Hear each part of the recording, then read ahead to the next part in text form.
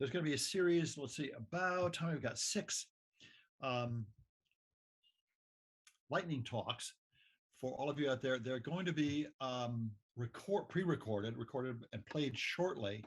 What I would like you to do is after each one, so far as you can, so far as you can, come up with the questions, because after the pre-recorded messages or pre-recorded videos come on, the presenters will be available live to answer your questions. So once again, ask your questions while the video is rolling, and we will go over those questions with the presenters when it's finished. Please make sure that you note to whom your question, if at all possible, to whom your question is addressed. Sound okay? All right, let's get started, and I'll be introducing these. Oh, you can see it yourself that Daniel Noki is the Defense Industry and Space Unit Innovation Startup and Economics. More than a little interesting. So let's roll it. Hi, my name is Daniel Noki from the European Commission, and I will give you in the next minutes a brief presentation on the Commission's activities in the field of on-orbit servicing and assembly, which is placed under the topic Future Space Ecosystem. But before I present on Future Space Ecosystem and the Osam activities at the Commission, please allow me to give you some words where we are with this topic amongst all the activities in the Horizon Europe program.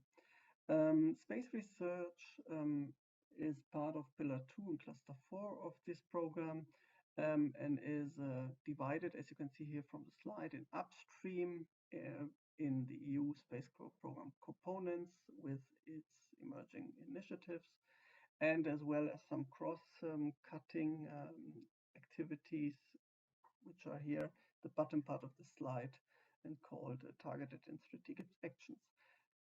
Osam is part of the upstream space area located in foster competitiveness of space system, and the baseline for these activities in this area are formulated in the so-called Strategic Research and Innovation Agenda. Strategic Research and Innovation Agenda is a kind of baseline document which serves as an orientation over the next couple of years in order to derive target-oriented activities supporting our community in different areas. One of these areas is so-called Future Space Ecosystem, which is mainly composed of Osam activities. And from this Strategic Research and Innovation Agenda, we derive so-called high-level roadmaps, and one of these high-level roadmaps is also available for the Future Space Ecosystem and related Osam activities. The SRIA itself and the roadmaps are, let's say, generated in very close cooperation with all stakeholders, including member states that are represented by the agencies. An important aspect which is reflected among all topics of the SRIA is innovation for space systems. For satellite telecommunications, Earth observation, and also especially for on-orbit servicing, this aspect is addressed by focusing on key technology building blocks and applications in order to foster the competitiveness of end-to-end systems, and also, of course, to stimulate the market development, and finally to allow market generation.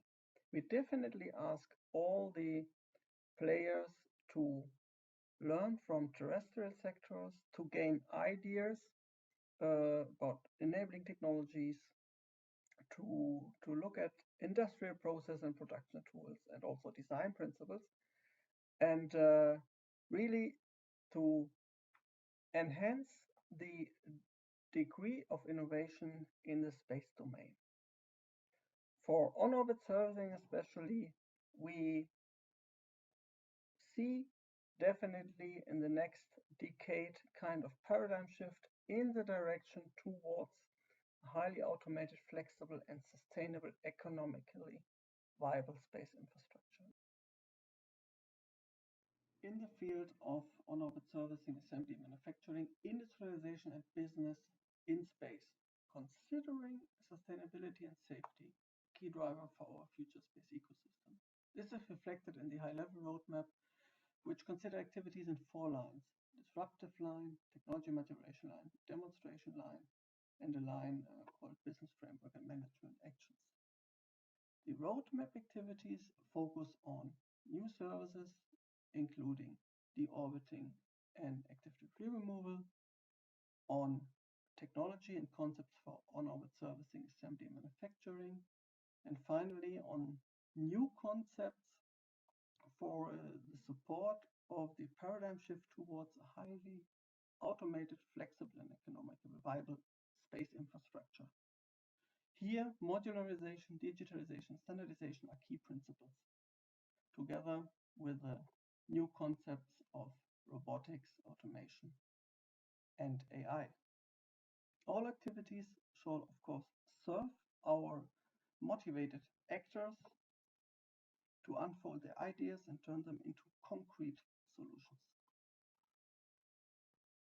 Now, let's take a closer look at the activities here at the Commission related to on-orbit servicing, assembly, and manufacturing.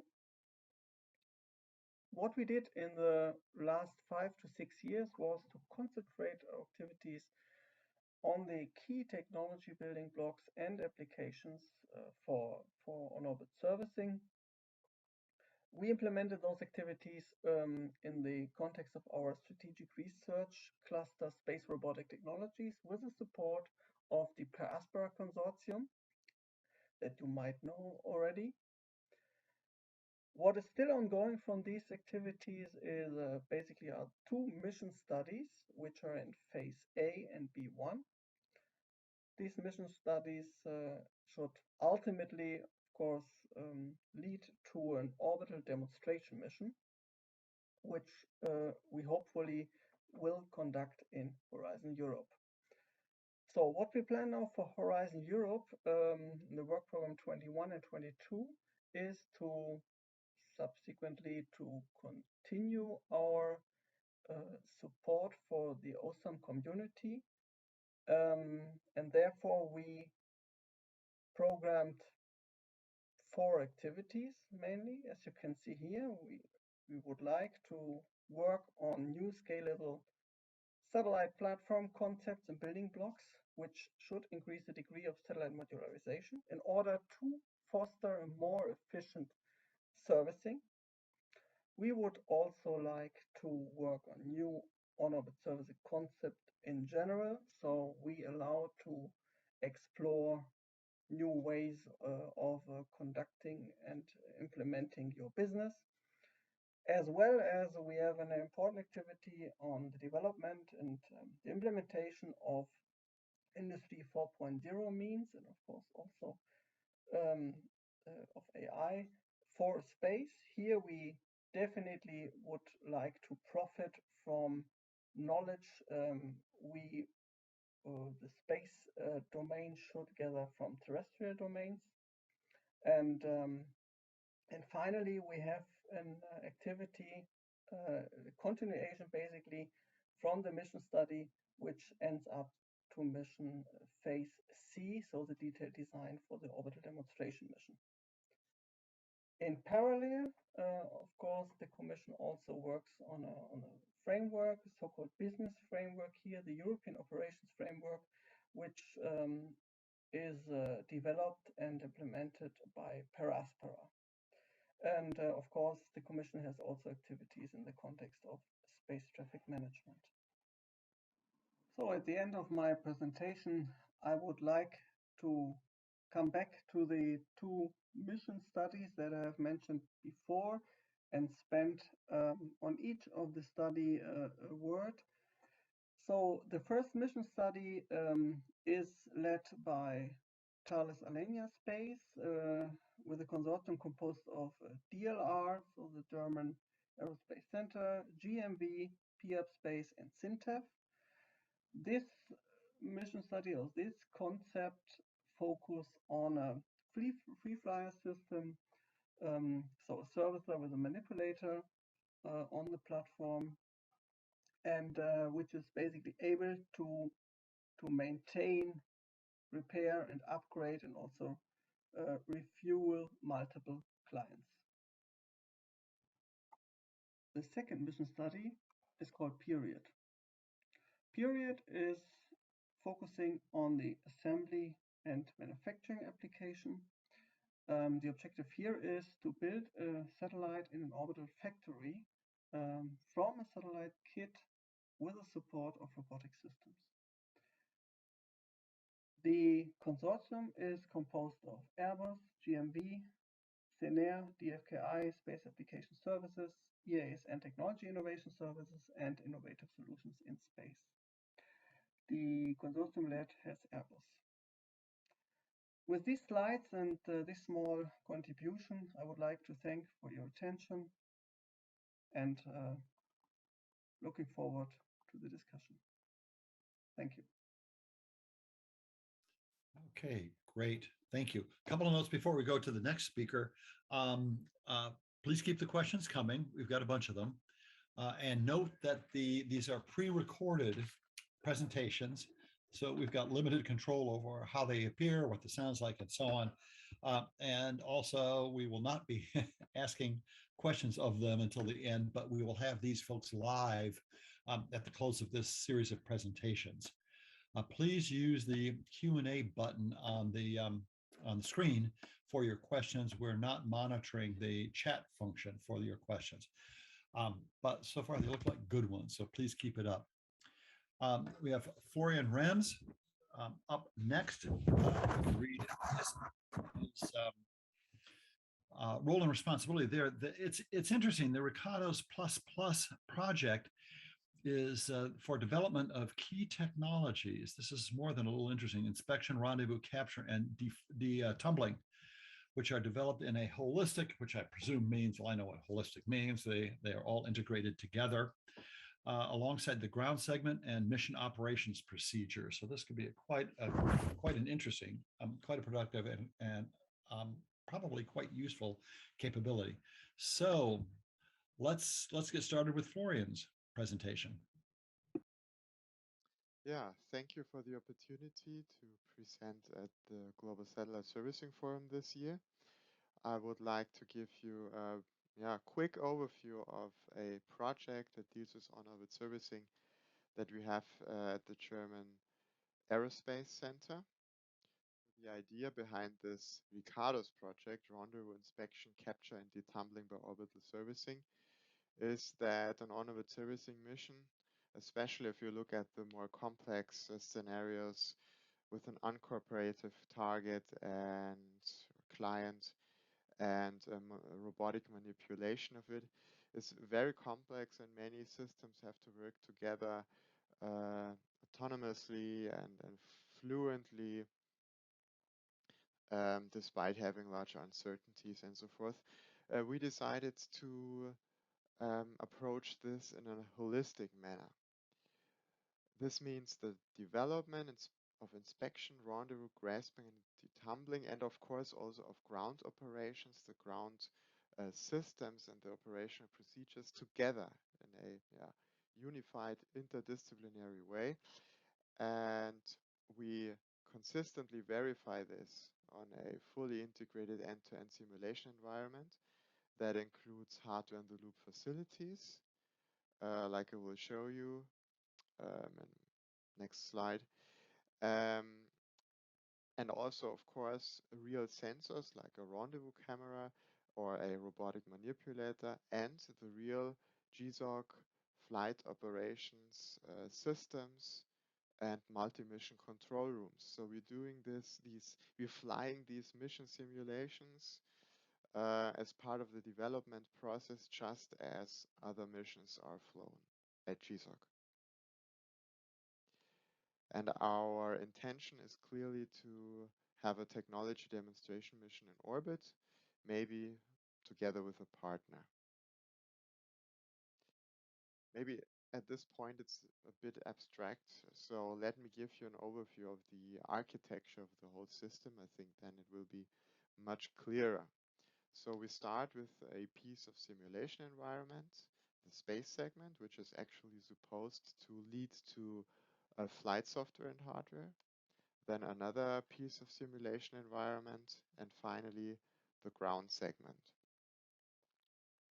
In the middle now, at the bottom, we start with a dynamic simulator, which takes care of orbital and attitude dynamics of chaser and target. And we continue with a simulator of the satellite bus, which realizes the basic functions of a typical satellite, like data handling, things like that. Then we go into simulation of the communications link, like delay, jitter, and other effects that you have in a real communications link to a satellite. Then we go into the flight operation system, the network infrastructure, and finally we have a pretty standard satellite bus console in a multi-mission GSOC control room. This is kind of the spine of our setup. Now, starting with Rendezvous. We have our EPOS, European Proximity Operations Simulator, connected to the dynamic simulator. And EPOS realizes the approach, the rendezvous, with two robots that mimic the movement of servicer and client. And I will show you an image in the next slide. Then we have the Rendezvous GNC system, which is mainly software and a couple of rendezvous sensors like cameras mounted onto EPOS. Also there is mounted an inspection system, a stereo camera system. And then on the ground side, we have the rendezvous console, which of course allows to monitor and control the rendezvous GNC system. The inspection system is controlled by the satellite bus console.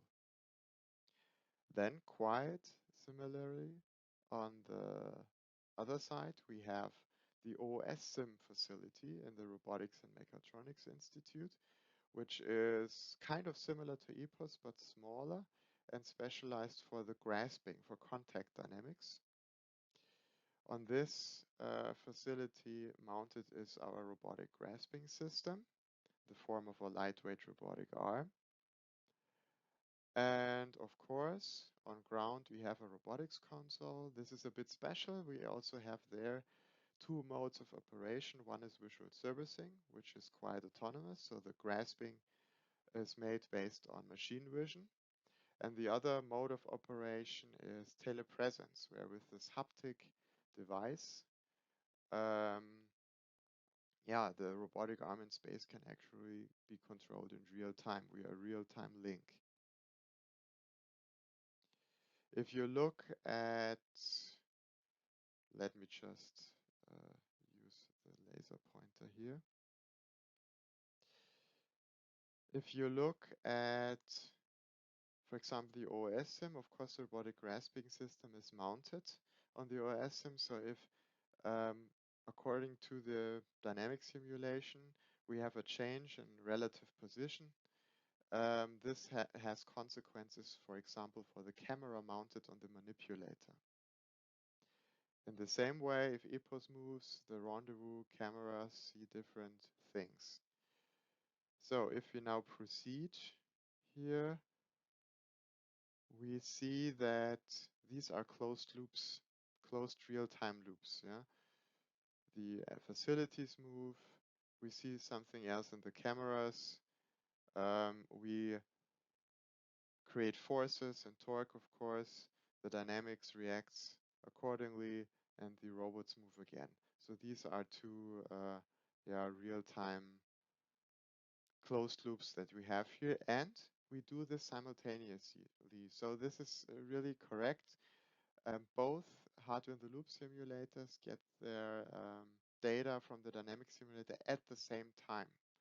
And we do the simulations also at the same time. So as soon as the grasping is due, the OSIM takes over, but both facilities are commanded at the same time. Okay, I hope you have now a better impression. And well, let's look into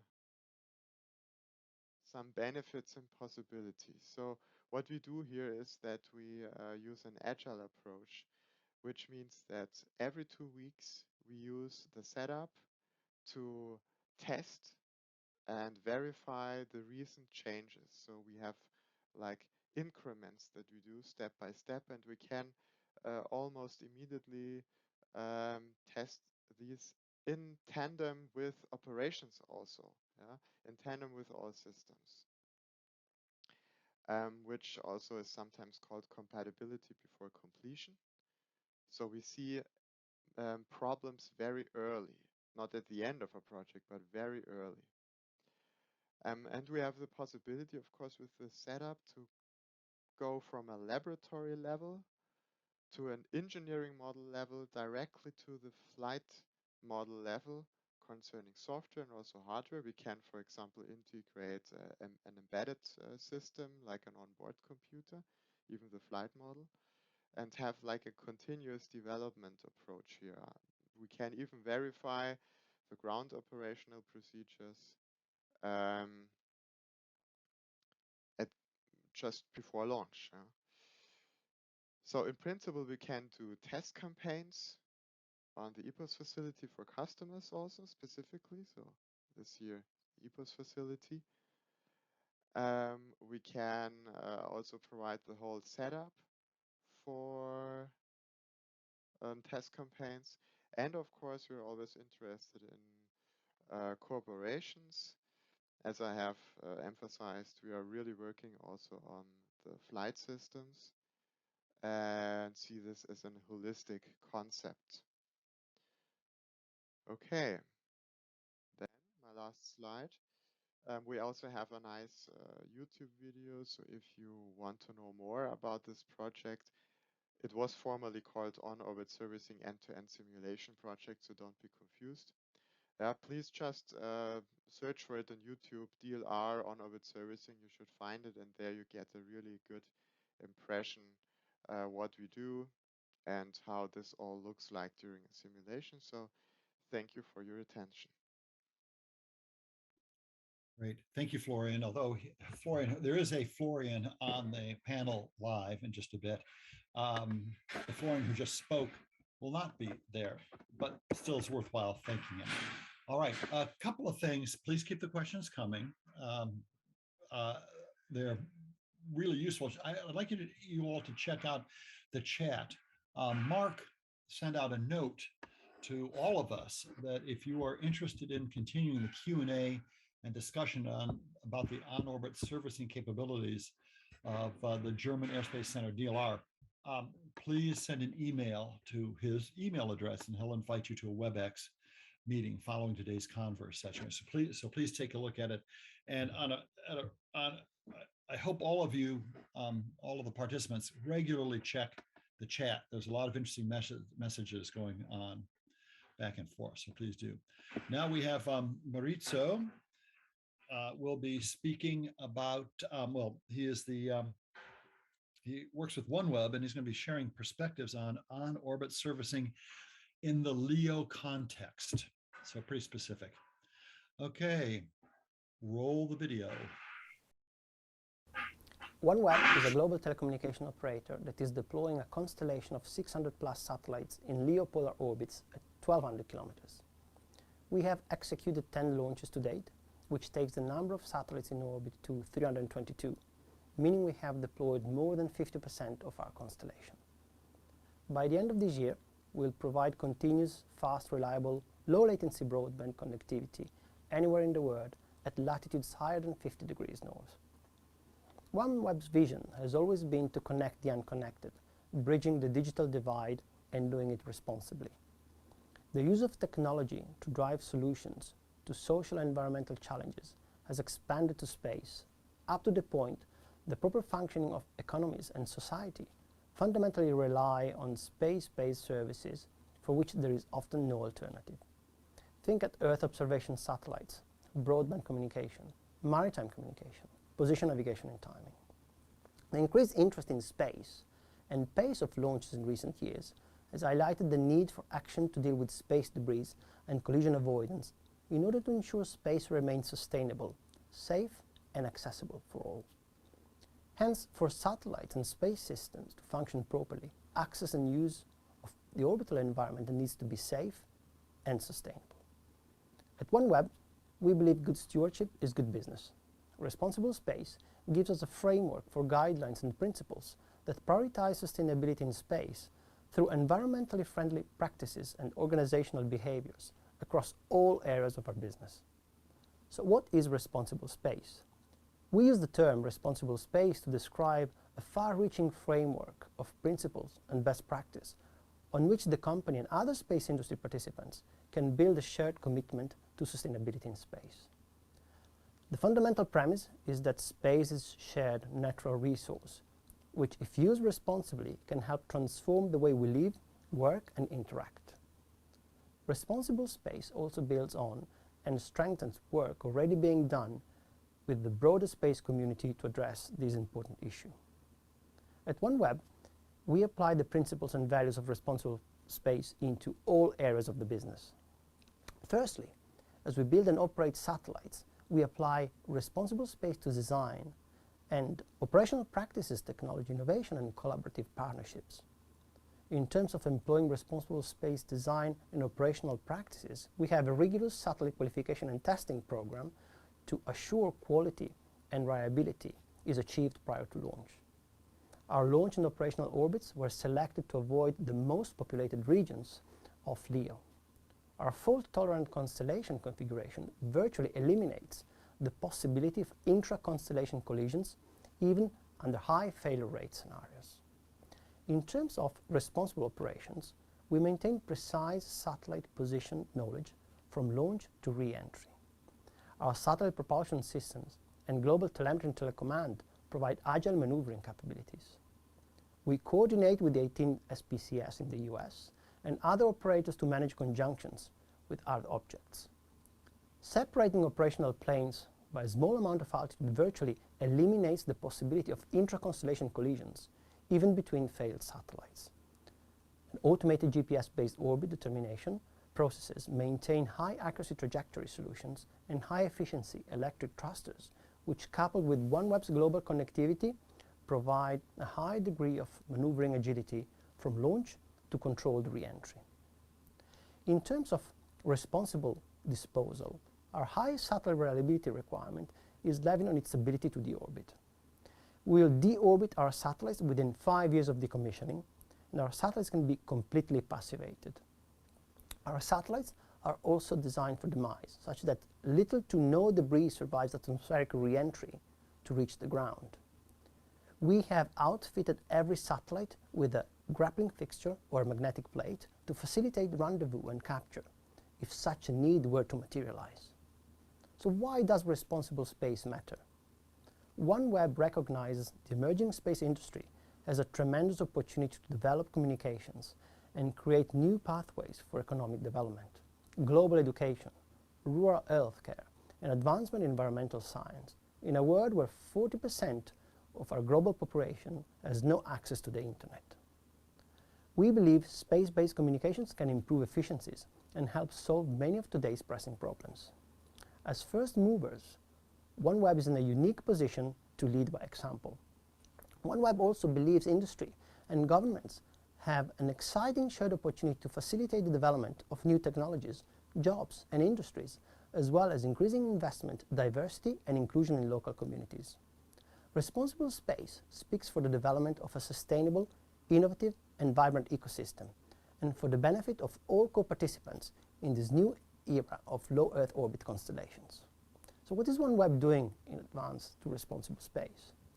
In June 2019, OneWeb reaffirmed its commitments to responsible space, building on and strengthening work already begun through its Sunrise program, the public-private partnership with the European Space Agency, and in collaboration with a wide range of partners preparing solutions for the active retrieval and removal of debris from space. With OneWeb, these partners are focused on cutting-edge technologies needed to address future environmental remediation needs.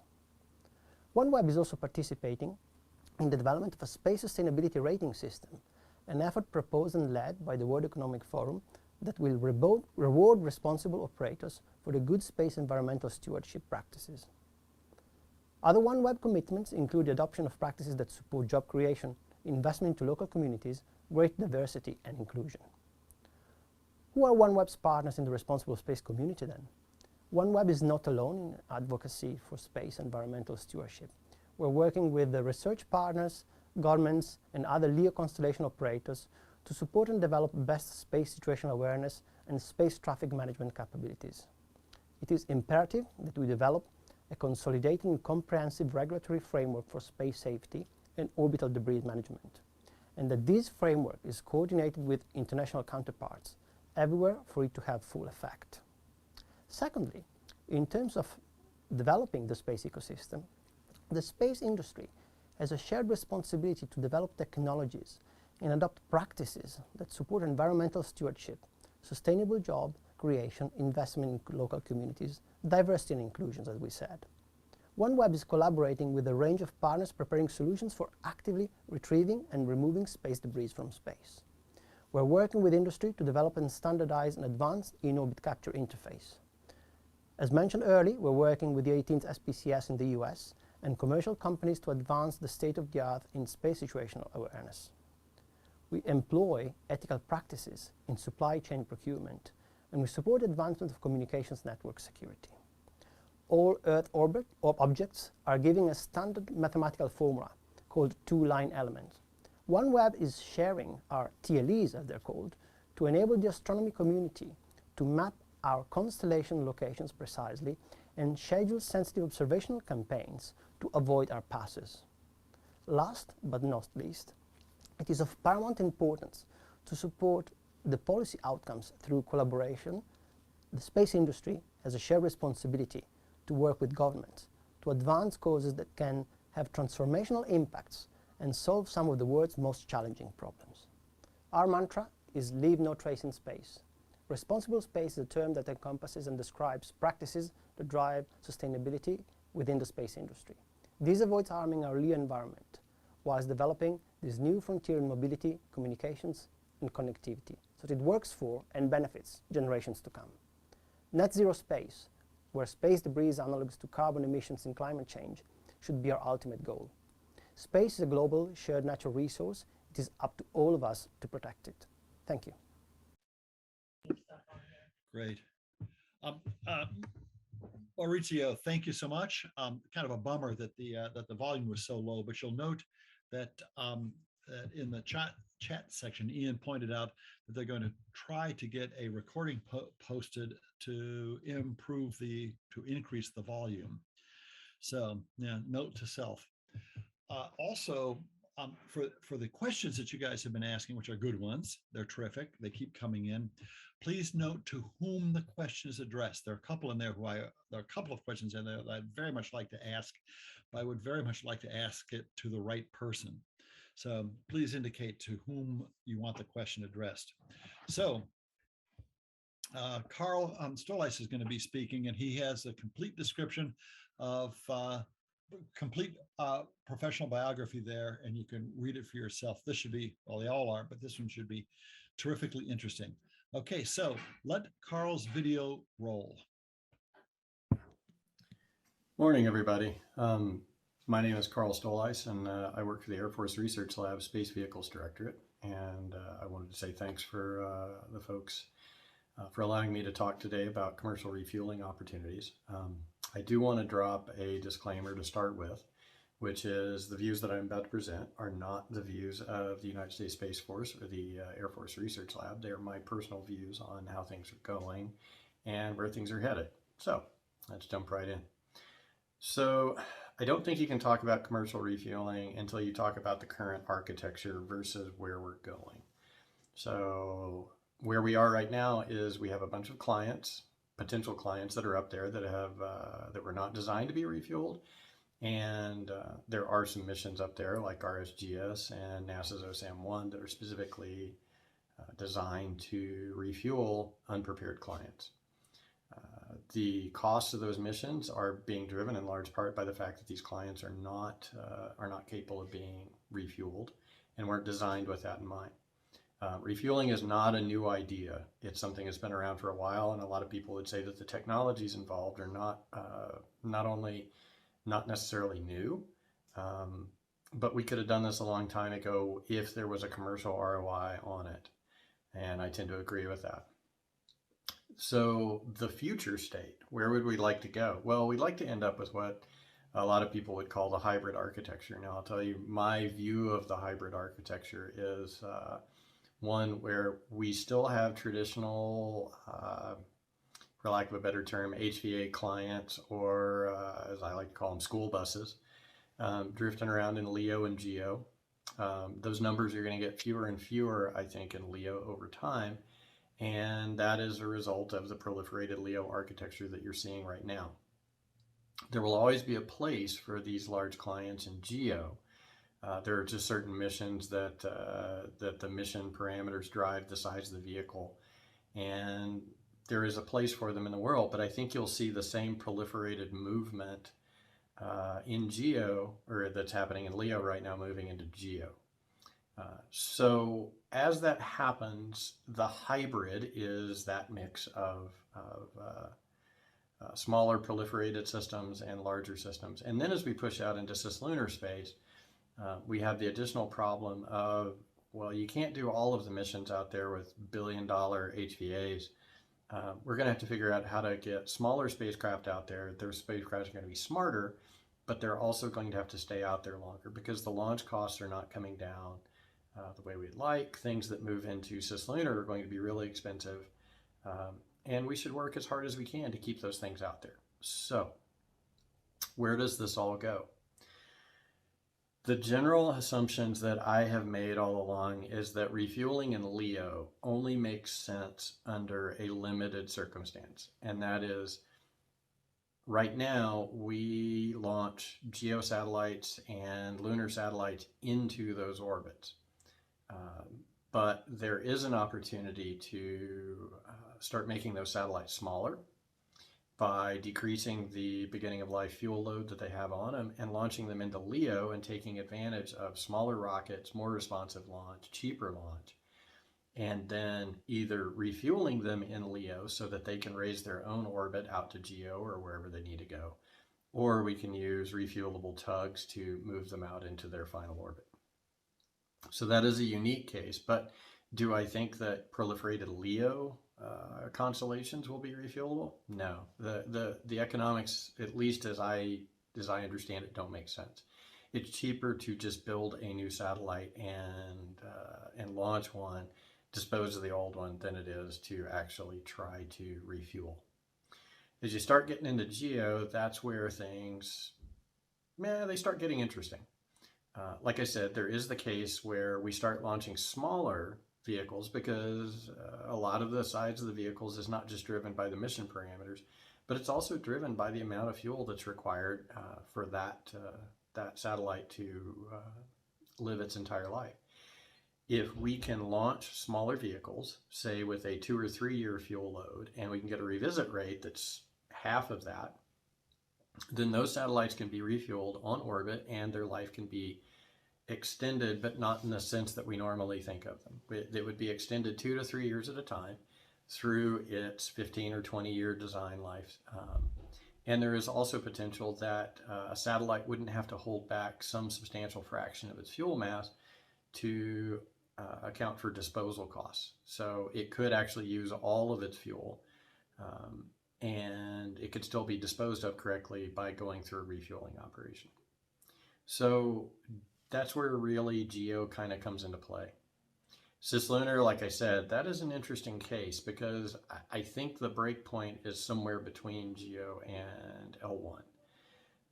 As you move into L1, there is not only the case for keeping them up there. Number two, from a debris standpoint, we don't really have a viable disposal orbit like we do in GEO. In the 3-body space right now, everybody's planning on crashing end of life into the moon, and I hope everybody in the audience thinks that's a terrible idea. The moon should not be our universal garbage dump. So trying to figure out how to make assets that are in cislunar space not only refuelable but sustainable even beyond refueling. I think NASA's already looking at this at Gateway. There is an opportunity to start removing fuel in the form of liquid hydrogen, liquid oxygen, or water off the surface of the moon. And we'll come back to that in a second. But the case starts getting made for refueling. Okay, so now I'm supposed to be talking about commercial refueling. I think what you'll see is the same thing that has happened in traditional space, quote unquote, traditional space. LEO is already arguably fairly well commercialized. So if there are refueling opportunities to be had for satellites, I think they will occur in LEO first. I also think that there is a substantial fraction of the satellites in GEO. If you look, I think commercial satellites make up something like 80 to 85% of the actual satellites in GEO. As commercial operators start to shift towards this hybrid architecture, and I assume they will, there will start to be commercial fueling opportunities and the ability to make money and increase ROI in GEO.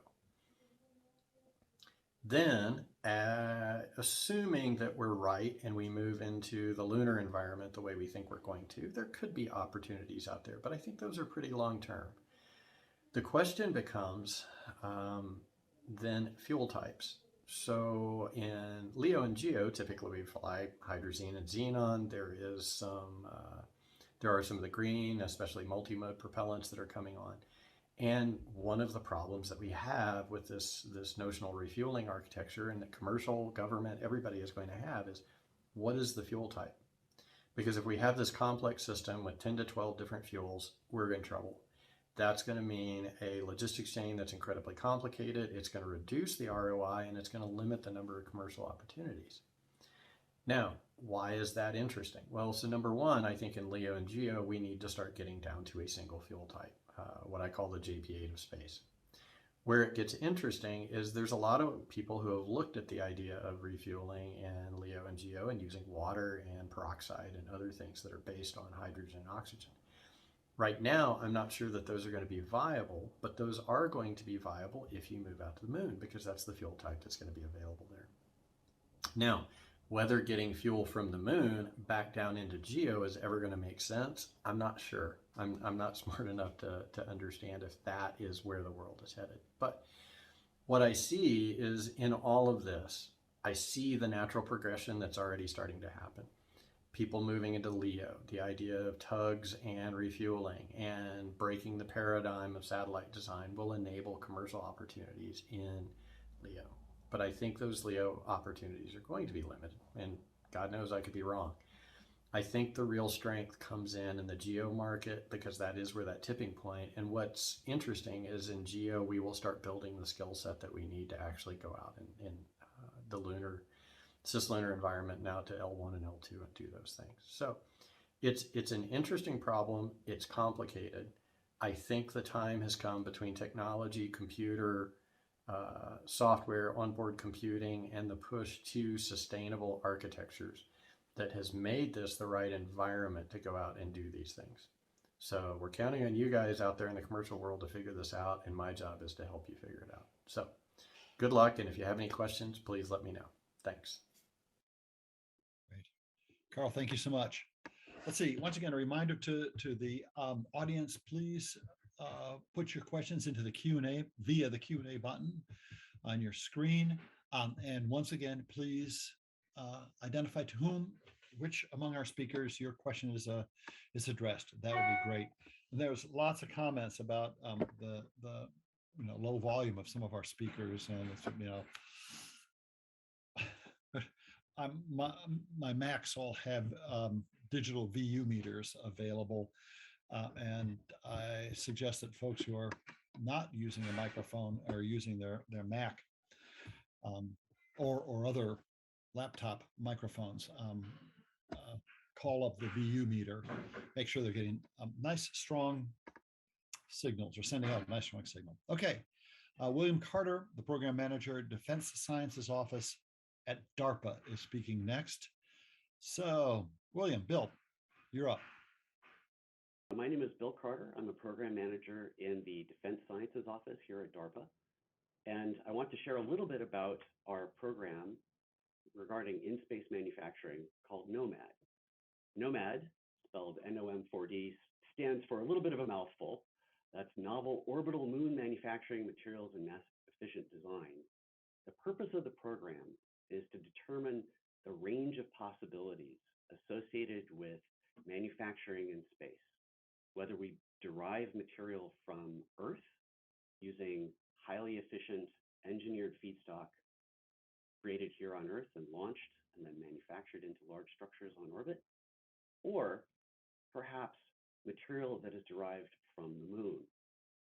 And in both cases, we are trying to transcend the limitations of today's technology. Today, we develop a structure on Earth. We spend nearly a decade doing validation and making sure that that structure, when it gets up onto orbit, can deploy into a large, efficient, and stable structure. We'd like to invert that paradigm. We'd like to be able to launch pre-manufactured feedstock or derive material from the moon and create those structures on orbit, perhaps using robotics and manufacturing techniques that we will develop under this program. The kinds of goals that we're after include being able to put very large structures on orbit. These could include, for instance, very large solar arrays to allow us to have megawatt class power plants on orbit. Could include very large antennas that allow us to not only investigate the cosmos, but also understand the cislunar environment, or perhaps understand the Earth. And finally, large scalable optical systems that would have the precision to be able to measure very faint objects or have very high resolution.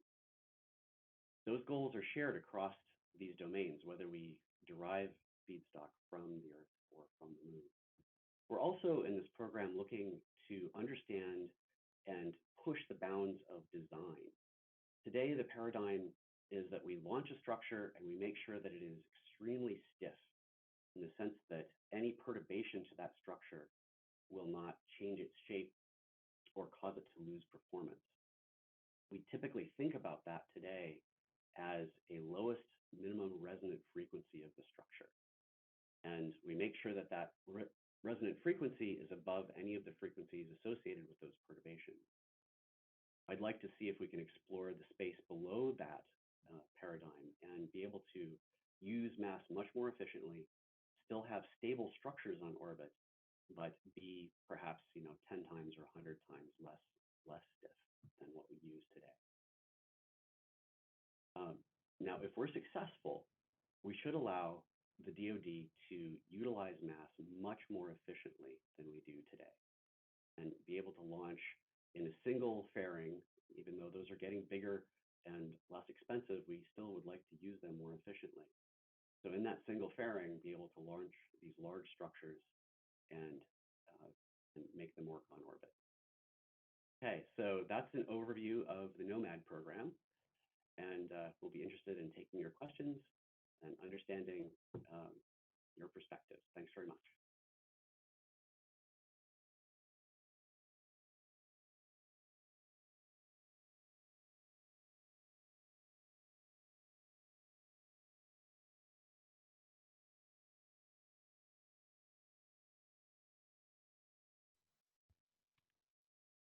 Hello, this is Ian Christensen. Harley, are you still connected? Okay, I think we may have had a brief internet issue with our moderator. So at this time, I'd like to introduce Debbie Tomek, who is the Senior Advisor for On-Orbit Servicing, Assembly, and Manufacturing at NASA, to give some remarks. Good afternoon, Debbie. Hi, good afternoon. Having some technical difficulties on my end too. Can you all hear me okay? See me? You're coming through clear, thank you. Okay, great. All right, well, thanks for having me today. What I'm going to talk about today, I'm going to take it up to a little bit of a higher level. First off, I want to thank you all for letting me participate in this. And the content this morning has been really rich. So I really want to dive into a lot more of what folks have shared. They've just touched on a lot of things. But what I'm going to touch on here just the next few minutes right before our Q&A is talking about what we've been doing within the government side, developing and working towards coordination of OSAM community. You heard our Deputy Administrator, Pam, talking about collaborate to compete, and collaboration really starts with the government and us figuring out that which we need and our requirements going forward. We've been working on that for the past handful of months. I've been working mainly with our partners in the Space Force and also NRO. For those, the quick pedigree behind that is we've got a Science and Technology Partnership Forum that has existed between our three space agencies. And again, that's the core of space agencies at this point that has worked on these different topics. OSAM was one of them a few years ago. So this coordination effort, this initiative we're working is born or graduated out of that S&T Partnership Forum. So these handful of months, we've been looking at how we can develop a joint vision and strategy across our agencies as a starting point. And then we move into engaging industry and academia and the broader partners on this going forward.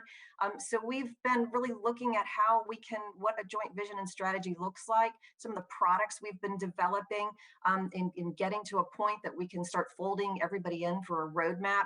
We've developed at this point a OSAM state of play, which is really where everything is today collectively within the government. And again, we've got to fold in that industry piece coming soon.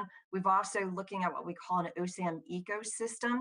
So if you want to think of the OSAM state of play and the OSAM ecosystem as really being the two ends of the roadmap, the ecosystem being that which the use cases, those things and those requirements across our agencies that are important to us. Very unique mission objectives between NASA, between Space Force, and between NRO in that essence. So we have managed to find a nexus and a really good Goldilocks zone between those capabilities that really meet each of our unique mission and objectives. And I'm pretty proud of what our interagency team has accomplished in that aspect. Getting the federal involvement on this on a broader scale has also been a huge push on our part. Can we get take this up to a level where it is not a Space Force, not an NRO, not a NASA thing?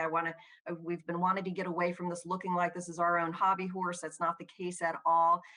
So glad to see we're getting a lot of good traction at the federal level with OSTP and the Space Council. I know a lot of you are the same thing. Again, this community, there's so much momentum behind it. And that collaboration is key to us really advancing these technologies. Looking at all these amazing things that our industry partners are doing, it's incredibly exciting. Figuring out how we can harness that, how we can send the right demand signal as a government, right? And then a lot of that means us kind of government getting our affairs in order and figuring out what are those different models are, how it is that we can leverage you to not only meet our requirements, but to spur the space economy going forward. But what we've also found, and again, this is a subject of this conference, and I hear it a lot when we talk about OSAM capabilities. I know we all know OSAM isn't the only thing. It isn't the only mission, but it is. We look at it as a foundational cornerstone capability to the development of space infrastructure holistically. And for that, we need other things to advance at the same time: PNT, Space Comm. But OSAM as a catalyst for space infrastructure. So us looking at those different mission concepts that again leverage how it is that we can meet the needs of the government for starters, right? A civil defense, intelligence community, how we can share. It's the beauty of OSAM capabilities is how cross-cutting they are. And for us, we've developed concepts. I know everybody has heard the space superhighway terms. My colleagues have used it tons. It's not anything we invented. But we're starting to look at and putting meat on the bones of what those building blocks need to look like for space infrastructure, how we move that forward, what are regional hubs at strategically placed orbits for us that can meet the needs of all of our different requirements in the government, as well as spur the economy in the private sector. Those are all the things we're talking about today. It's the logistics, the space domain awareness, it's the refueling, the repair, the servicing, the upgrade. It's all of those elements that we are all going to need out in space, because we are all seeing the same growth at the same time. And how do we manage that? And those are a lot of the bigger questions we've got to not only spur this development, this growth from the government side, but we also need to figure out what is the right model. So we've been looking at consortium models for a while. We've got really good models that have been successful here. The LSII, Lunar Surface Innovation Initiative, that's leveraged our Lunar Surface Innovation Consortium. So there's different models we're looking at on how best to leverage that. But what this all drills down to, and a key piece on this, is the standards development. As we move through time here and all these technologies continue to advance, space infrastructure develops into this ecosystem that we all envision it to be. As Pam had said, it's so important that we collaborate together on this and we advance this together. And this is really across not just us figuring out our piece on the government side, but folding in the industry partners, folding in the CONFERS, all the standards development, and looking at, again, what are the different models to advance at. We've got a lot of work to do, whether it's on-orbit activities, regulations. We've got a lot of runway ahead of us, but it's an exciting time, and I look forward to more collaborations in this area. We have seen a lot of growth this past year, so we're pretty thrilled with that. So we want to keep that momentum going, because I know most of you out there probably share the same vision as myself and many others, that we see how transformational on OSAM capabilities can be to space architecture. I joke around all the time that all of us have, our brains are the shape of payload fairing sizes, and it's hard for us to break out of that paradigm on what we would actually develop up there if we can shatter the tyranny of the fairing. So that's exciting to think about, that vision and what that could be. But what goes hand in hand with that is all of these pieces around standards, how we all work and interface together up there. And that's why it's key, and we need your help and industry's help to do this, so the government can leverage that from you all. So I look forward to more discussions, and thank you again for letting me have time here to talk to you all. Great. Thank you, Debbie. And thank you for, was that Ian who stepped in for me just before Debbie spoke? My apologies. I wasn't having internet problems. One of our big cats came into my room and here, my office here, and coughed up a hairball, which apologies for sharing, but that was, I did not want that to dominate what was, to overwhelm what was going on with the presentation. So, okay, so folks, continue to ask questions. A couple of things. I will be reading from the questions. I'll be reading from the questions, thanks, and asking a few of my own. Also, it is entirely appropriate for the members of the panel members to ask other panel members questions.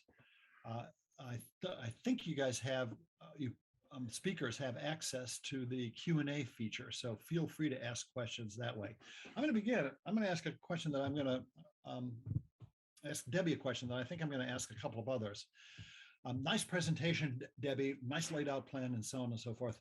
What keeps you awake at night? What keeps me awake on this topic? Yeah, what keeps me awake at night? That's probably a pretty easy answer. It's watching how other capabilities are developing quite quickly in red countries. And I look at how we've got that mix between, we need to collaborate with our international partners, right? That is key here, right? We've got to, spaces, all of us are going to be up there. The capabilities, the technologies we've got to overcome and develop, we've got to involve everyone. But I think from this standpoint, us making sure that we learn how to properly use space, and that we develop these techniques so that we can demonstrate responsible behavior in space, and that falls under the standards aspect, right? How it is that we can.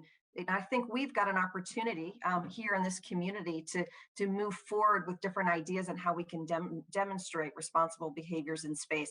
And I think we've got a lot of work to do there. The other thing too, collaboration is hard. And it's, advancing these technologies. Again, I love that we all just share the common vision around and the passion about wanting to advance these. There's many different models and ideas and things floating out there, right? Different, factions working this and working this, but us really learning to kind of find that common ground and work together, independent of different missions and goals and objectives. For me, getting these technologies to TRL 6 or 7, that's where we want to go with so much of this and transform space infrastructure. We can all go off and use them for our own particular use cases. But to me, I'm pretty passionate about us figuring out a way for us all to work together. So if I may say, what keeps you, that was a long list of what's keeping you up at night. There's a lot. I don't sleep much. Harley. But it sounds like at the 100,000 foot level, it is international collaboration and integration between the commercial interests and NASA's interests, so on and so forth. It's integrating with creating, it's an overused word, creating an ecosystem of space, servicing, assembly, manufacturing, and so on. Right, and doing that responsibly. We're going to have commercial sector up there. We're going to have many different governments, and we all have to, much like we terrestrial, we have to figure out how we all interface and work together. We've got a lot of runway there to figure that out in space. And I look forward, again, I think for and I'm speaking just for my country and for NASA, we've got an opportunity to work with partners to demonstrate those responsible behaviors in space so that we can all grow it to be the ecosystem that we envision. Good. Yeah. Thank you. I'm going to ask the same question of Florian with your own perspective, but also more of a European perspective. Same question that I just asked Debbie. What do you all and your colleagues, for example, what keeps you guys up at night? What worries you? Well, good question. So the talk you have seen by my colleague Florian just showed that we have developed a lot of technologies which are used for on-orbit servicing. And the reason for that was we have been participating 2 missions, so-called DEOS mission, which had the goal to capture a tunneling satellite in low Earth orbit, and the OLIVE mission, which was designed for orbital life extension, which is now more or less the same business case MEV, mission extension vehicle, has. And congratulations to Northrop Grumman for that. However, we developed a lot of technologies, but in Germany we had not been able so far to perform these missions. So we have developed not only a test facility like EPOS, the European Proximity Operations Simulator, and which you have seen by my talk, but also we have developed a capturing tool for geostationary satellites, which is able to capture the Apache's engine. We have developed a robotic arm. You will listen to a talk tomorrow, the CESA arm, our institute. But we are still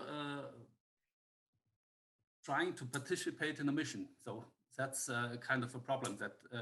And that goes back to the 80s. In the late 80s, we launched a satellite at our Spacecraft Operations Center in Oberpfaffenhofen in Germany, which was defect, which had problems to bring out the main payload. And this triggered the development of on-orbit servicing technologies. So we have been now for many, many years at the German Space Operations Center and the DLR, the German Aerospace Center, been working out technologies, but not, well, we have tested some of the technologies in some test missions, but we didn't participate a real mission. But maybe together with the European Commission, so that was the talk of Daniel Nölke, or ESA missions, we will finally be able to participate in a real mission. Yeah. Okay. So once again, to oversimplify what you just said, apologies for this. So technology development, continuing to design and build what is necessary, and then also a use case, one or more satellites that you could put the servicer to use, a refueler, assembly, whatever you could put it to good use. A fair simplification? Yes. Yep. Good. Great. Thank you, Debbie. Thank you, Florian. So let's go around. Here is a question that is, I like this one. It's for, hold on. I think it was removed from the list. All right. Debbie's. Here's a real top level one, but it may be the answer to the question may be something that's in the back of folks' minds. So apologies if this seems over trivial, but perhaps not. We'll start with for Carl.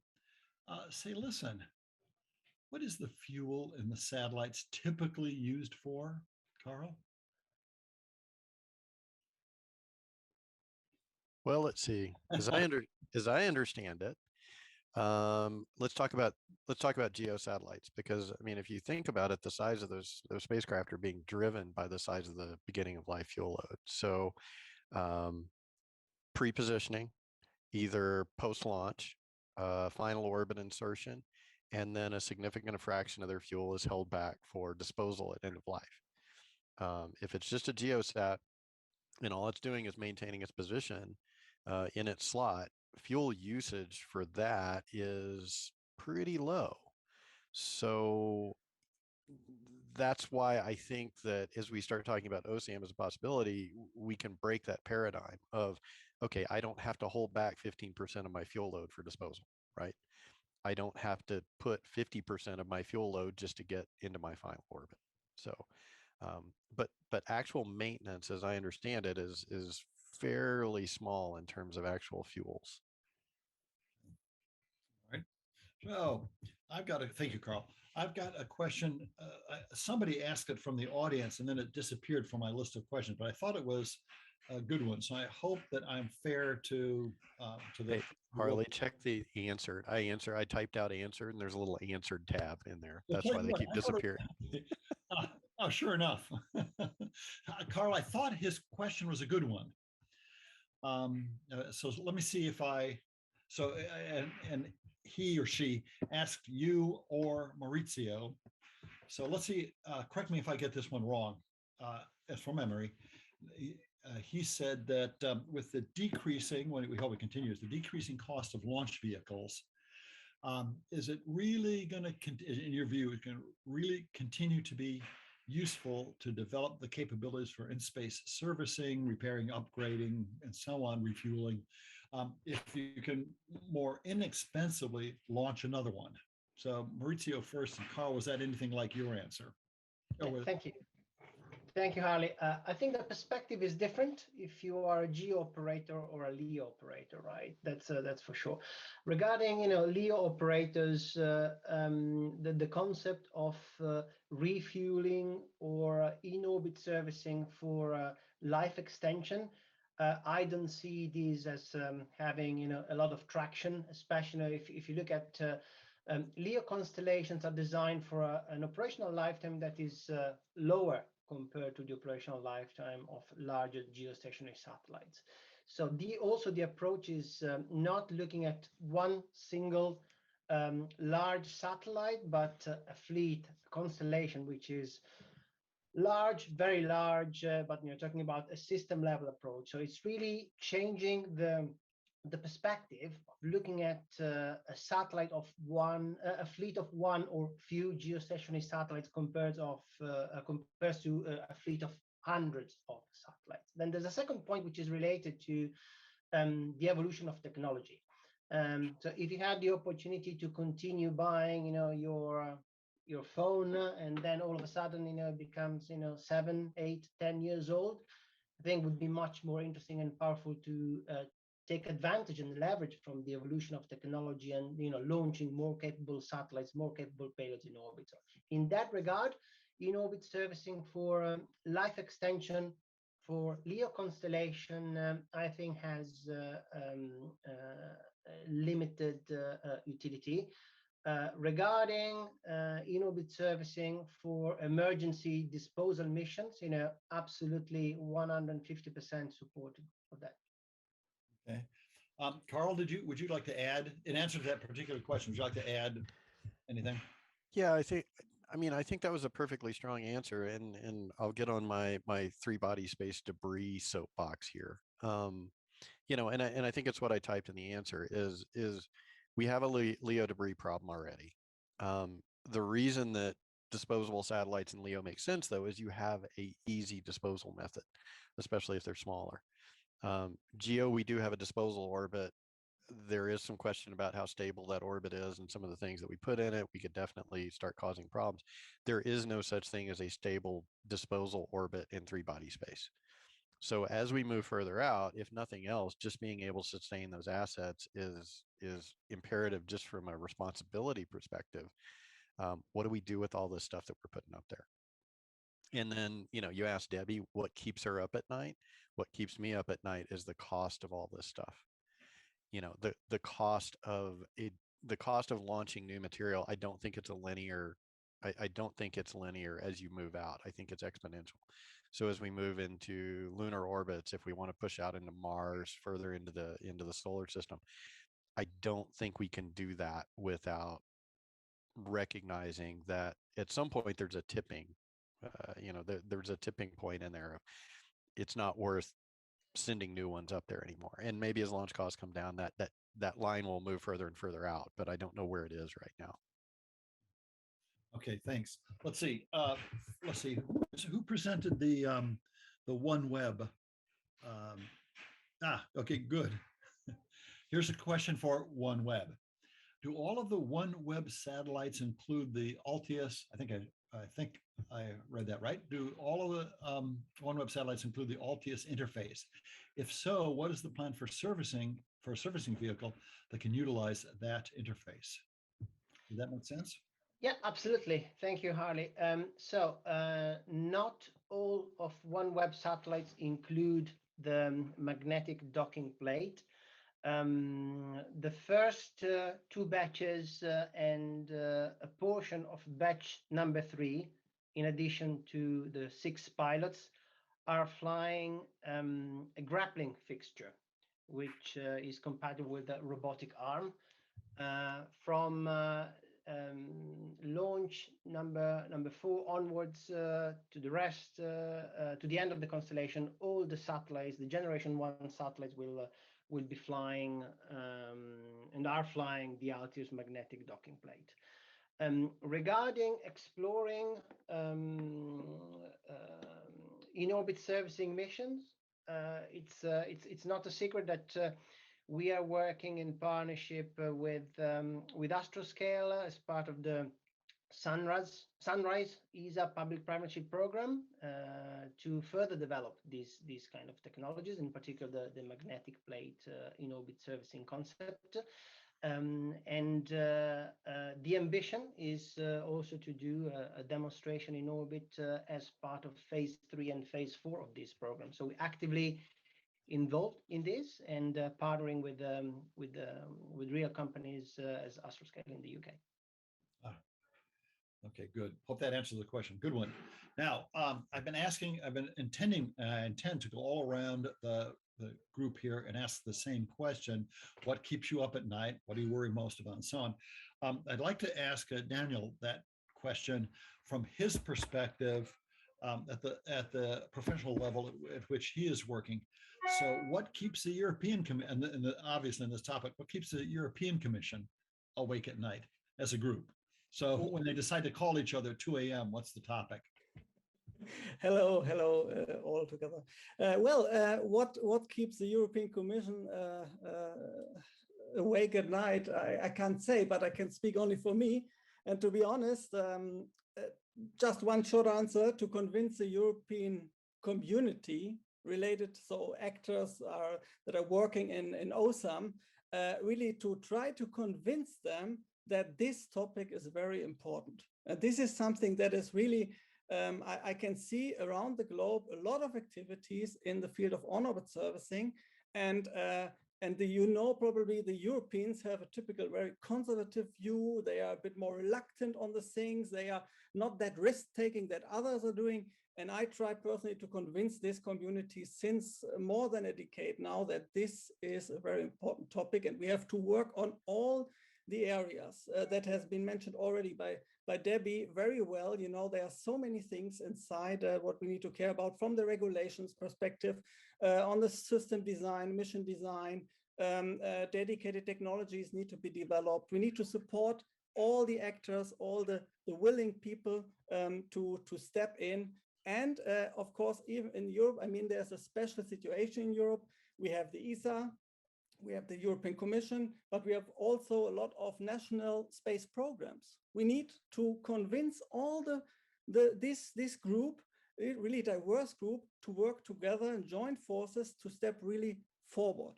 And then on top of this, of course, we need to communicate on the international level with you guys from US especially, but also with the colleagues from Asia, really to guarantee interoperability, for example. That was also mentioned by Debbie, I think, before. And so we have a lot of actions here, and so this is pretty much the answer I can deliver to you on this question. Good. Thank you. Let's see. And Bill, I think it was the question that I was asking Carl, so I apologize. And once again, crummy memory and scribbling down my notes as fast as I could, but I missed this. I was asking Carl, once again, what worries him the most, what keeps him up at night. And I saw you, this is the advantage of having all these little thumbnails. So I think you were nodding fairly vigorously at Carl's answer. Yes. Is that correct? Well, we share half a brain, so that would be correct. It's a gruesome. The other half I'm sharing with Debbie. But I think, more broadly for me, it's that the challenges that we face, for instance, the threat space or the competitive space, however you want to talk about it, in terms of adversary capability or just raw needing to be competitive from a national perspective in space, those timelines are a lot shorter than our traditional approach to developing space capabilities. A decade worth of IB&D on the ground just isn't going to cut it. And so we need, in my mind, to be more responsive. And responsive launch is one piece of that. Certainly OSAM in terms of refueling is another really great piece of that. But I think we also need to learn how to reconfigure capability on orbit, either using what we have already on orbit or adding mass like we're doing with Nomad. And I think that's why we're starting the program that we're starting. I think another challenge is what Debbie talked about, is setting the norms of behavior in space. And when we had essentially unfettered access and we could define how we utilize space ourselves with very few competitors, that was a different conversation than we have right now. And I agree with Debbie. We want to make sure that is a very positive vision, which is very inclusive and enables the best use of that commons for everyone. Good, thank you. All right, and once again, I got a number of other questions. Once again, you panelists, if you want to ask questions among yourselves or between yourselves, feel free to raise your hand or speak up. I'm sure they would be welcome. Say, Harley, I'll throw out one thing. I agree totally with Debbie and Bill on the, how fast the adversaries are moving. Talking to somebody in the intelligence community a couple of weeks ago, and they pointed out something really interesting to me that made me sleep a little better, which is, if it's hard for us, it's hard for them too. Lord knows that's true. Okay, thank you, Carl. All right, here's a question for Debbie. I think I have this right. It goes on a little bit, but I believe I understand what he or she is talking about. So, Debbie, if you are still there, I take it that's a yes. Yes, I'm here. Thanks. Lots of excitement and support expressed by senior levels of USG. I think that must be U.S. government. for our commercial servicing. The US government is the largest operator in space, and commercial service providers can only go so long without access to servicing some US government space assets. Where are the contracts for actually performing these services? And when, how about this one? When can we expect those contracts? Well, yeah, exactly. So Debbie, what's not what's holding back the contracts? Yeah, that's a loaded question. And I agree with you. I want to get that moving also. That was really some of the impetus behind us, this collaboration, right? You're hearing that word over and over again. You heard it from Pam, you heard it from me a lot, and many others. But us really getting organized on one, defining what our requirements are from the United States government, right? What demand signal we want to send industry partners. And that means us really laying out our roadmap on how we want to advance things and where it makes sense for us to leverage industry going forward. But as far as just to directly answer your contract, where are the contracts?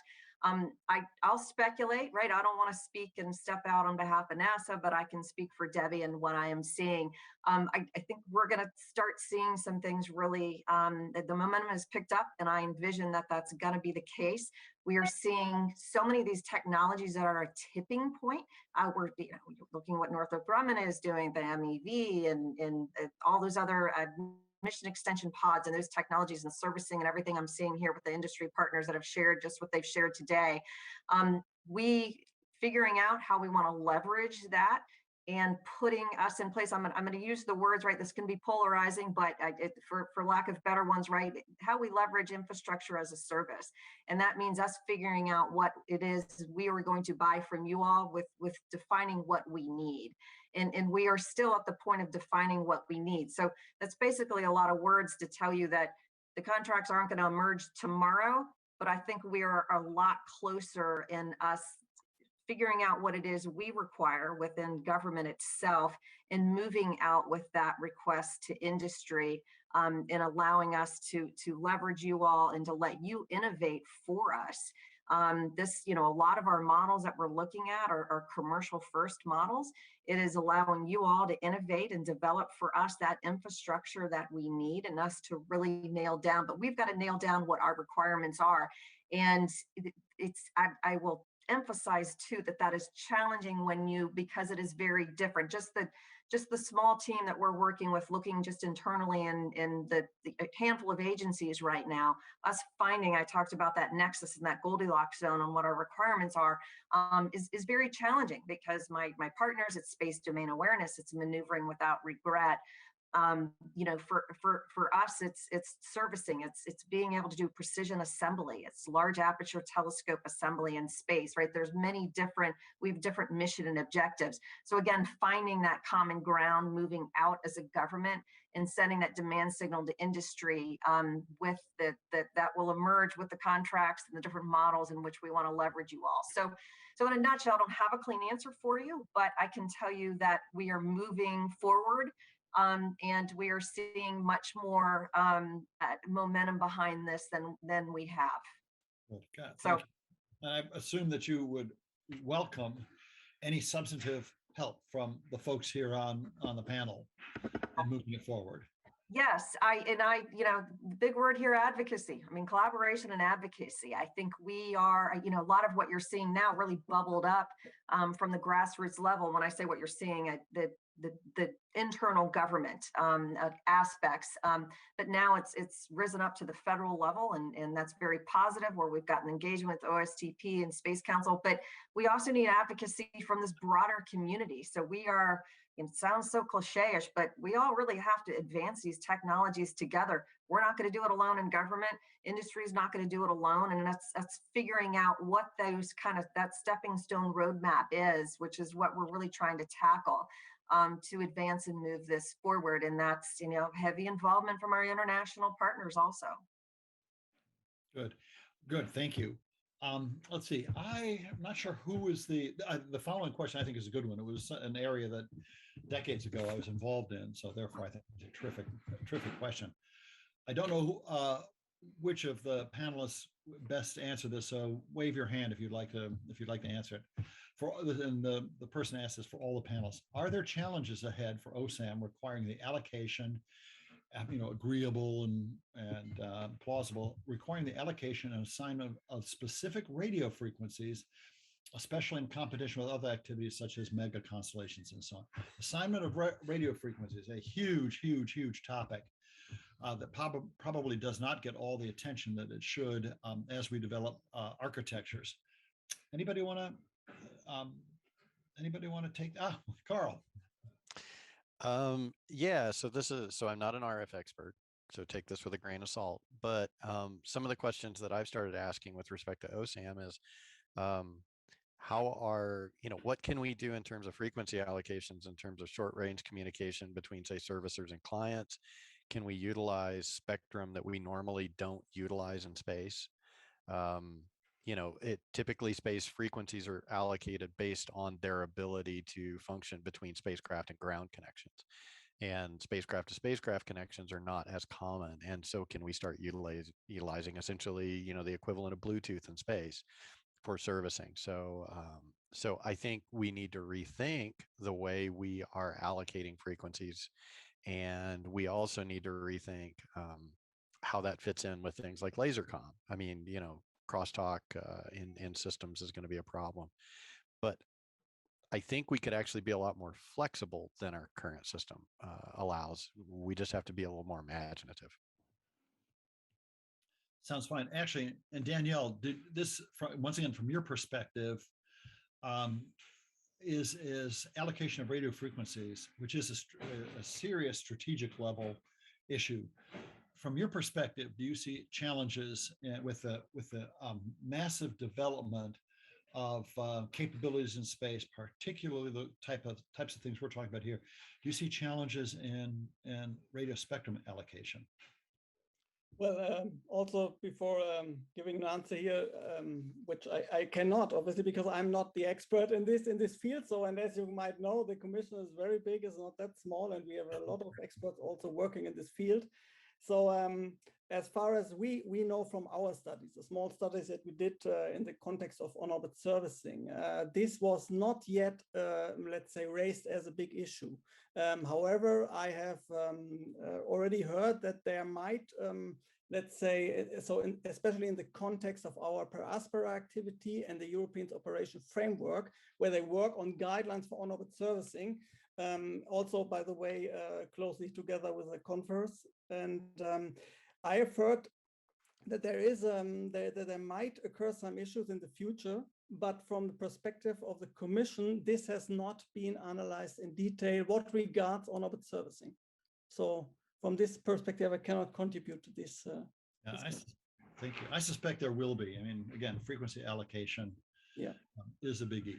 So we've got just a couple of minutes left, and this is a good one. It goes mainly to Debbie, but I think there will be other folks who will want to weigh in. So Debbie, as briefly as you can, and then anybody else who wants to weigh in answering this question, shoot your hand up.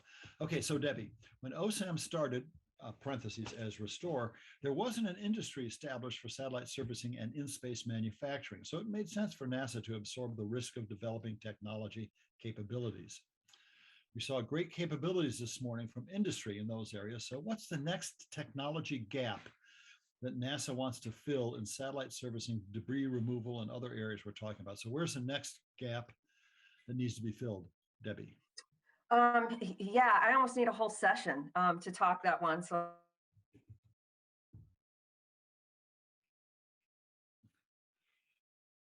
Yes, Debbie, you bumped your mute button.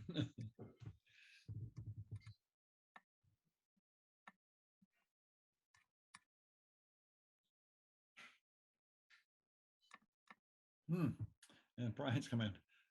Debbie, are you logging in there? Huh. Strange. So tell you what, until we do want to hear from Debbie if she gets in.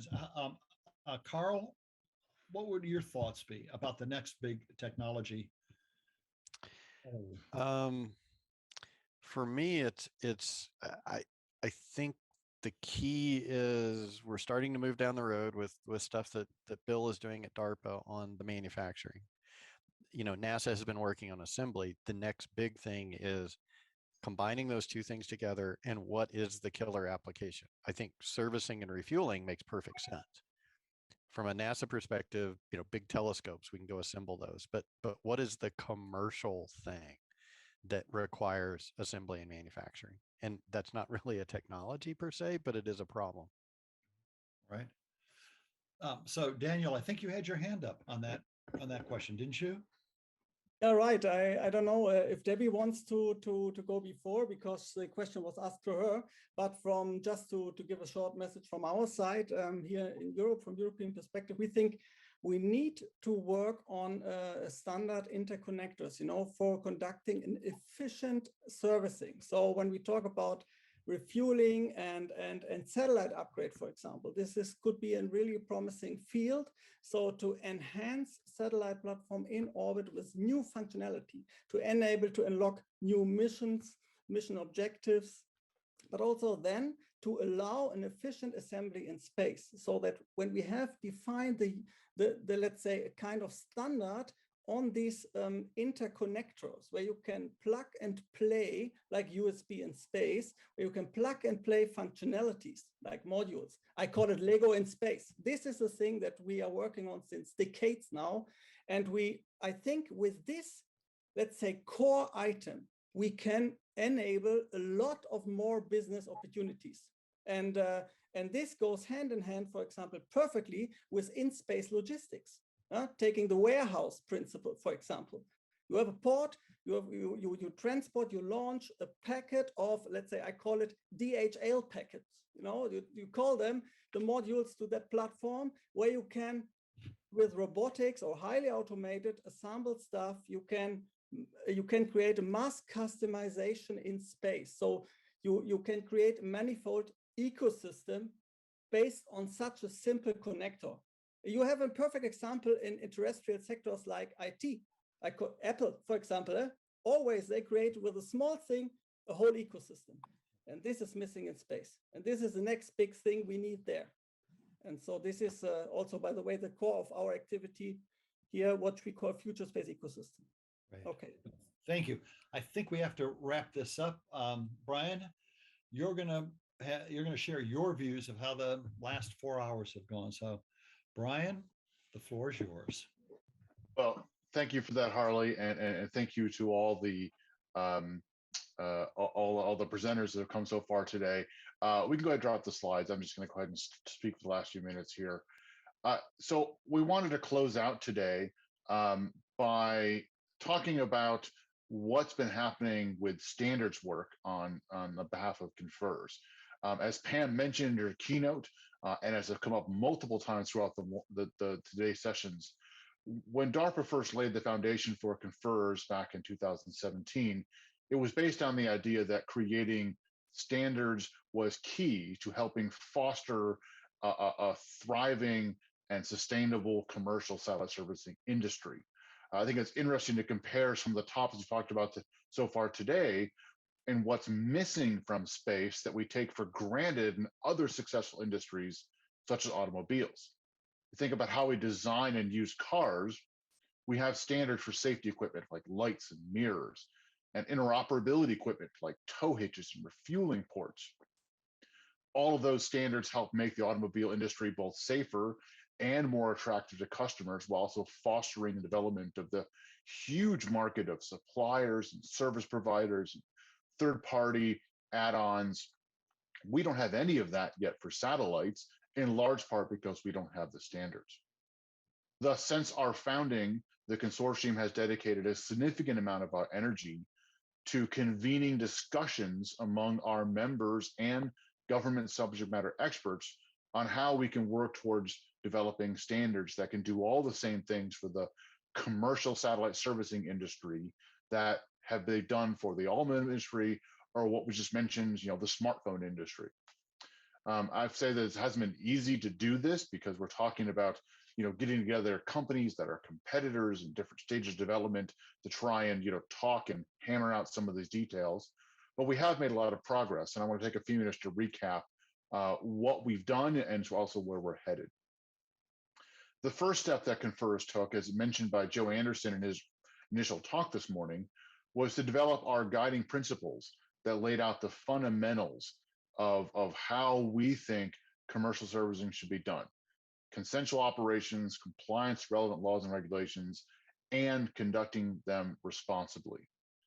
Those served as the foundation for our next product, which were the CONFERS recommended design and operational practices.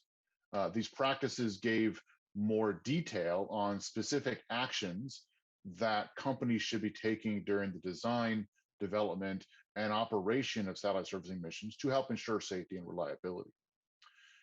At the moment, we are working with our members to finalize an update to both the principles and the practices that we plan to publish on our website within the next month. As a bit of a spoiler alert, I can say there's not going to be a huge amount of change because I think that reflects the amount of work we did originally to try and get them right the first time out. But we have made some tweaks that reflect some of the lessons learned from these missions you heard about earlier today that the members and these companies are finally getting to do on orbit. In addition to the CONFERS principles and practices, we've also been working on developing actual standards. The first and most advanced standard is ISO standard 24330. The International Organization for Standards, ISO, is the world's premier international standards organization. It's used, they are using the CONFERS principles and practices as the baseline for what's going to be the world's first satellite servicing standard. We expect it to be, it's currently in progress. There's a group of multiple international or multiple governments that are and international experts from industry and governments that are all sort of working on refining that. It's gone through a couple of votes. We expect to be finalized either by the end of this year or in early 22. We're really excited to see that finally come out. Earlier this year, CONFERS also initiated development of our second standard, and this is on spacecraft fiducials to support rendezvous and proximity operations. I don't know if you noticed earlier in the video that Katai showed, they had fiducials on those little parts that their robot was assembling. But fiducials are visual markings that help satellite servicing spacecraft or robots detect, identify, track, orient, and approach another object or work with an object in a relatively safe manner. This standard is under work within the AIAA. They have created an international standards group back in March that includes both CONFERS members and other technical members who are talking through the initial kind of details of what a spacecraft fiducial standard might look like. Finally, I'm happy to announce that we've recently started work within CONFERS on a third standard. This time it's focused on refueling interfaces. A standardized refueling interface is something that many satellite manufacturers and potential customers have said they would like to see in order to help create a market for in-space refueling. And we heard earlier today about how that is probably the next big service or part of satellite servicing that we can make feasible. So to that end, within CONFERS, we've convened a group of experts from our members who are starting to put together what the framework or the outline for such a standard might be. And we hope to approach a standards development organization by early next year to begin working on it. So as I mentioned at the very beginning, all of this was begun as a result of the foresight of DARPA, and particularly Pam Melroy, who was there at the time, who had the vision for the consortium and have so far provided the initial funding to help support our activities. And we thank Pam and DARPA and the rest of the people who are involved for for that foresight and for their vision. So we're going to be wrapping up today's activities. Before we conclude for today, I'd like to once again thank you to our sponsors who helped make this event possible. We have Astroscale, Space Logistics, Space Able, Voyager Space Holdings, Space Infrastructure Foundation, Orbit Fab, Lockheed Martin, MDA, aerospace, and space news. Please join us all again tomorrow for our second day of content, which is going to be just as good, if not better, than the first. We begin at 0900 Eastern Time with a keynote address from Rolf Denzing, who's the Director of Operations from the European Space Agency, head of the European Space Operations Center, who is going to talk about their role and their interest in satellite servicing. So with that, thank you all for joining us today, and we look forward to seeing you all tomorrow.